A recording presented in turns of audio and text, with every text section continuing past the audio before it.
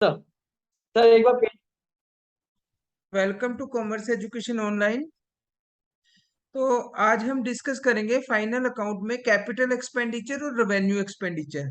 सबसे पहले हमें पता होना चाहिए what is capital expenditure. Capital expenditure होता क्या है?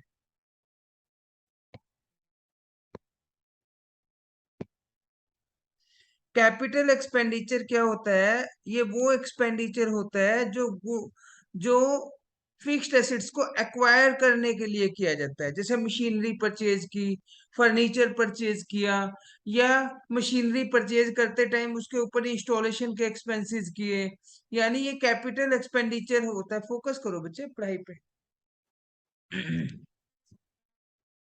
कैपिटल एक्सपेंडिचर का मतलब क्या होता है? Any expenditure which is incurred in acquiring और increasing in the value of fixed assets, इसको हम कैपिटल एक्सपेंडिचर बोलते हैं। यानी फिक्स्ड एसेट्स को खरीदने पे जो खर्चे करते हैं या उसकी कॉस्ट पे करते हैं, that is called our capital expenditure. Clear? यानी जो कैपिटल एक्सपेंडिचर है उनका बेनिफिट हम लॉन्ग पीरियड तक उठाते हैं। तो कैपिटल एक्सपेंडिचर क्या होता है कि एक तो ये हो गया कि हमने फिक्स्ड एसेट परचेज की है, जैसे लैंड परचेज की, बिल्डिंग परचेज की, प्लांट परचेज किया, मोटर कार परचेज किया, व्हीकल परचेज किया, ट्रेडमार्क परचेज किया। तो ये जो हमारे होते हैं कैपिटल एक्सपेंडिचर कहाँ दिखाए जाते हैं? बैलेंस शीट की एसेट साइड में दिखाए जाते हैं सारे। जितने भी कैपिटल एक्सपेंडिचर हैं वो बैलेंस शीट की एसेट साइड में जाएंगे। ठीक है। उसके बाद दूसरे कैपिटल एक्सपेंडिचर क्या होते हैं? In connection with the purchase और इरेक्शन और इंस्टॉलेशन ऑफ फिक्स्ड एसेट्स। जैसे वेजेस पे किया वर्कर्स को मशीनरी को फिट करने में, कार्ट्रिज पे किया नई मशीनरी लेके आने में, हमने जर्नल में भी किया है ना, उसको हमने मशीनरी की कॉस्ट में ही ऐड किया है। उसके बाद है मशीनरी की एक्सटेंशन पे या इंप्रूवमेंट पे कोई एक्सपेंसेस पे किया है, वो भी हमारा कैपिटल एक्सपेंडिचर है। उसके बाद बिजनेस को एस्टेब्लिशमेंट करने पे जो जैसे पेटेंट्स, प्रीलिमिनरी एक्सपेंसेस, गुडविल, इसको भी हम बैलेंस शीट में ही शो करते हैं। तो ये हमारे कैपिटल नेचर के एक्सपेंडिचर माने जाते हैं। बिल्डिंग खरीदना, मशीनरी खरीदना, इस तरीके के। तो इनको हम कहाँ दिखाते हैं? बैलेंस शीट की एसेट साइड में, सारे एक्सपेंडिचर। और एक होते हैं हमारे revenue expenditure. any expenditure the benefit of which is received during the current year itself, it is termed as revenue expenditure। जिसका बेनिफिट उसी साल में उठा लिया जाता है। जो हम ट्रेडिंग और प्रॉफिट एंड लॉस अकाउंट में एक्सपेंडिचर दिखाते हैं वो सारे हमारे रेवेन्यू एक्सपेंडिचर होते हैं। जैसे सैलरी पे करना, वेजेस पे करना, रेंट पे करना, इंटरेस्ट पे करना, कमीशन पे करना, इस सारे के सारे, मैन्युफैक्चरिंग एक्सपेंसेस पे करना, ऑफिस एक्सपेंसेस पे करना, सेलिंग एक्सपेंसेस पे करना, ये सारे के सारे हमारे रेवेन्यू एक्सपेंडिचर होते हैं। अब कई बार गलती क्या लग जाती है हमें? सपोज करो हमने बिल्डिंग के ऊपर व्हाइट वॉश कराई, तो व्हाइट वॉश कराना जो बिल्डिंग के ऊपर, वो हमारा रेवेन्यू एक्सपेंडिचर होता है, और हम गलती से उसको कैपिटल एक्सपेंडिचर में ऐड कर देते हैं। यानी revenue expenditure treated as capital expenditure.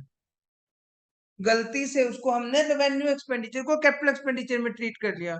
तो उसका ट्रीटमेंट क्या है कि उसमें से बिल्डिंग में से लेस कर देंगे, प्रॉफिट एंड लॉस में शो कर देंगे। अनम्यूट करो। Sorry sir sir but building हमारी कैपिटल एक्सपेंसेस हैं। हाँ। तो सर अगर उसकी पेंट करेंगे तो वो भी तो कैपिटल एक्सपेंसेस में ही जानी चाहिए। नहीं, व्हाइट वॉश का एक्सपेंसेस जो है सर वो रेवेन्यू मतलब कि एक्सपेंडिचर सर होता वो है। वहां पे क्यों जाती है रेवेन्यू एक्सपेंसेस पे? क्या हुआ? क्या कह रहे हो? सर मतलब व्हाइट वॉश का एक्सपेंसेस रेवेन्यू एक्सपेंसेस क्यों होता है? क्योंकि सर ये वो जो इसलिए बिल्डिंग तो होता है ना हमारी क्योंकि कैपिटल वह हर साल कराया जाता है। एक व्हाइट वॉश कराना, कोई उसमें कोई एडिशन तो हो नहीं रहा बिल्डिंग में कुछ भी, वो तो यूज एंड थ्रो है। अगर यस सर। हमने बिल्डिंग की अलग से कोई ऐसी चीज बनाई है, कोई बिल्डिंग में कोई नई एक्सटेंशन की है, वो तो लॉन्ग टाइम तक चलेगी। लेकिन व्हाइट वॉश का 1 साल तक चलता है, 2 साल तक चलता सर है, दैट्स अगर ऑल। हम लोग सर अगर हम लोग बिल्डिंग के ऊपर सर सोलर पैनल लगा रहे हैं हम्म। सर, तो वो हमारे कैपिटल एक्सपेंसेस में फिर हाँ, आएगा। वो कैपिटल एक्सपेंडिचर में आ जाएगा, क्योंकि उसका बेनिफिट लॉन्ग टाइम तक उठाएंगे, वो एक साल में ओके कंज्यूम सर। नहीं होगा। तो हम क्या यस करेंगे, सर। रेवेन्यू एक्सपेंडिचर में उसको शो कर देंगे और कैपिटल में, बिल्डिंग में से लेस कर देंगे। लेकिन यहाँ ये चीज ध्यान रखने वाली है, अगर बिल्डिंग के ऊपर डेप्रिसिएशन भी दिया हुआ, तो ये चीज लेस करने के बाद डेप्रिसिएशन लगेगा, नहीं तो व्हाइट वॉश पे भी डेप्रिसिएशन लग जाएगा।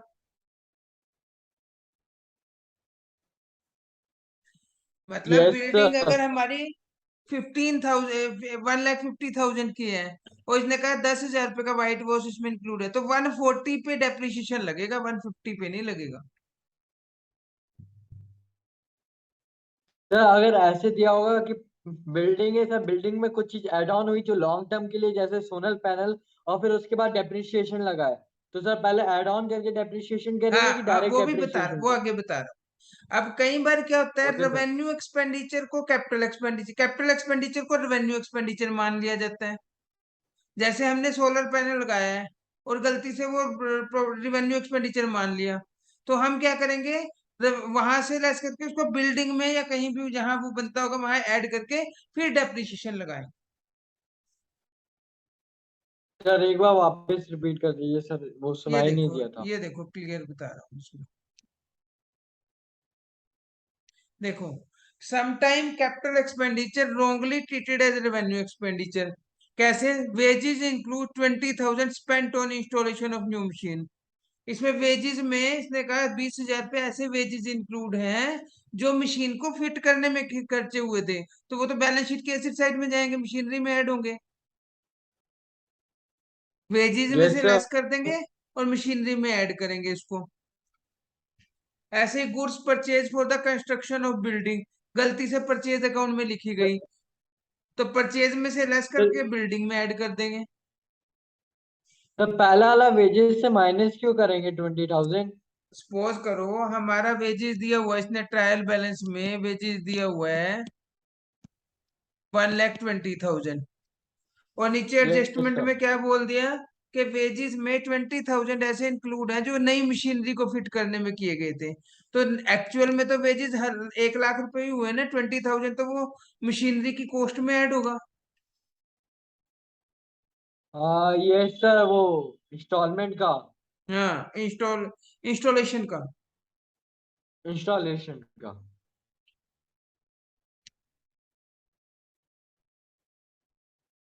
एग्जाम्पल देखो इसका, ये देखो, सबसे पहले फटाफट इसको करते हैं। कैश कहाँ आएगा? एसेट्स में, सर स्टॉक एसेट्स ऐसे। में, stock, yes opening stock trading की डेबिट में, wages yes sir. Sir trading trading में, के debit. Purchase yes sir. Trading में, रिटर्न रिवर्स सेल में से लेस हो जाएगा, repair yes sir. Profit and loss में, सर पैडेट्स वो प्रॉफिट एंड लॉस प्रॉफिट में, लॉस की interest debit. Profit and loss में, सैलरी प्रॉफिट एंड लॉस में, इंश्योरेंस प्रॉफिट एंड लॉस में, चैरिटी प्रॉफिट एंड लॉस में, rent profit and profit loss में, loss. Machinery acids में, debtor acids में, yes sir. Yes patents sir. Acids में, copyright acids में, goodwill acids में, sales trading की क्रेडिट में, रिटर्न यस सर। परचेज में से लेस कर देंगे, सर ये सेल। लोन सर ये लाइबिलिटी में, अभी एक मिनट रुको, सर ये क्रेडिटर्स परचेज रिटर्न है लाइबिलिटी ना? में, यस सर। डिस्काउंट क्रेडिट में, और कैपिटल लाइबिलिटी में। अब बताओ। सर वो जो सेल्स के नीचे रिटर्न है वो परचेज रिटर्न है? हाँ, डेब क्रेडिट में परचेज रिटर्न होती है ना। अब देखो, यस सर। लोन के ऊपर हमने इंटरेस्ट कैलकुलेट किया, 2,400 रुपये पूरे साल का बनता है, 9 मंथ का कितना बनेगा? सर 2,400 रुपये पूरे साल का बनता है, तो सर 9 मंथ का 1,800। 9 मंथ। Yes sir. और इंटरेस्ट ऑन लोन पे कितना किया हमने? 600। 100। तो 1,200 रुपये आउटस्टैंडिंग हो गया। Yes sir. ये देखो, आउटस्टैंडिंग इंटरेस्ट 1,200 ऐड कर दिया, और 1,200 रुपये और लोन में सर वो इंटरेस्ट लाइबिलिटी। लाइबिलिटी में शो कर दिया, लोन में ऐड करके। ठीक है। Yes sir. उसके बाद अगली, ये wages include 2000 for erection of new machinery. Wages में से 2000 लेस कर देंगे, और मशीनरी में सर ऐड ऑन कर देंगे। मशीनरी में ऐड ऑन कर देंगे। देखो, मशीनरी में ऐड करने के बाद फिर डेप्रिसिएशन लगाया। हाँ ओके सर। 5% डेप्रिसिएशन है ना, तो 18,000 पे लगेगा। Yes sir. उसके बाद क्लोजिंग स्टॉक की कर लोगे एडजस्टमेंट, क्रेडिट में और एसेट्स में आ जाएगा। फाइव सर परसेंट उसके सब पेटे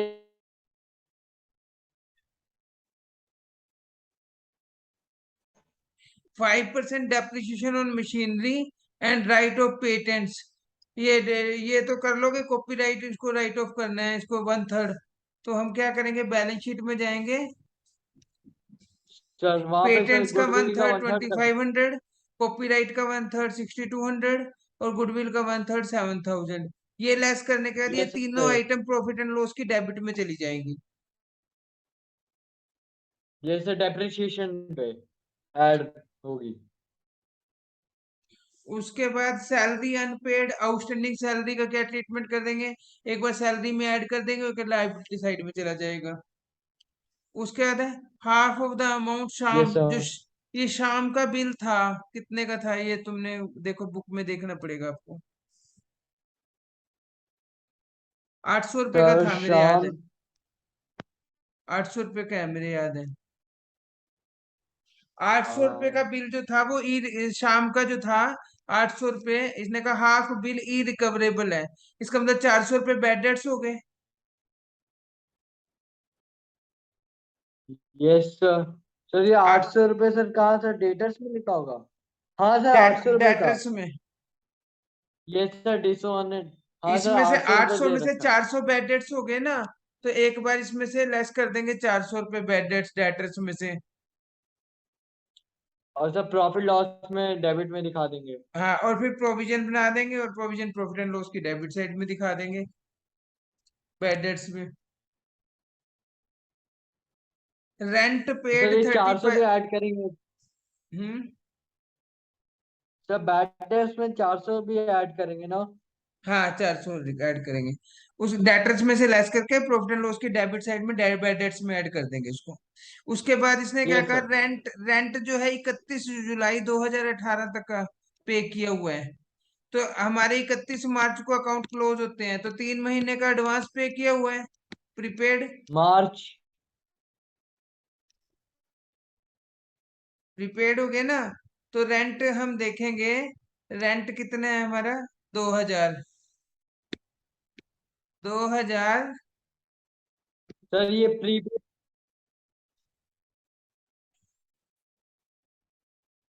देखो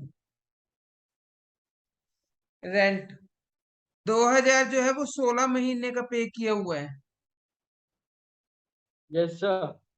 4 महीने का कितना होगा, 500। सर तो 500 चार। एसेट्स में आ जाएगा, और उसमें से लेस हो जाएगा ये प्रीपेड। सर क्योंकि वो प्रीपेड है। हाँ, इंश्योरेंस प्रीपेड का कर देंगे, इंश्योरेंस में से लेस सर कर देंगे इंश्योरेंस प्रॉफिट एंड लॉस में प्रीपेड सर डेबिट, इंश्योरेंस से माइनस हो गए। और एसेट सर साइड में। उसमें चला जाएगा एसेट्स में।